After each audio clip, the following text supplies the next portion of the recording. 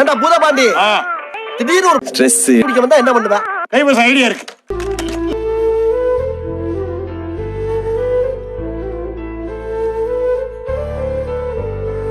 சரி, திடீர்னு ஒரு டிப்ரெஷன் பிடிக்க வந்தா என்ன பண்ணுவ? இப்ப பாருங்க,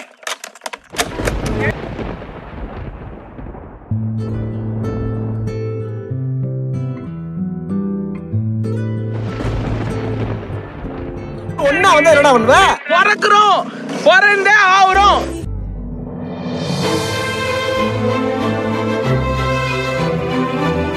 ரொம்ப எனர்ஜி கொடுக்குற ஒரு பாட்டு. எந்த மூட்ல இருந்து அந்த பாட்டு கேட்டாலும் நம்ம அந்த பாட்டோட மூட்ல வரும்.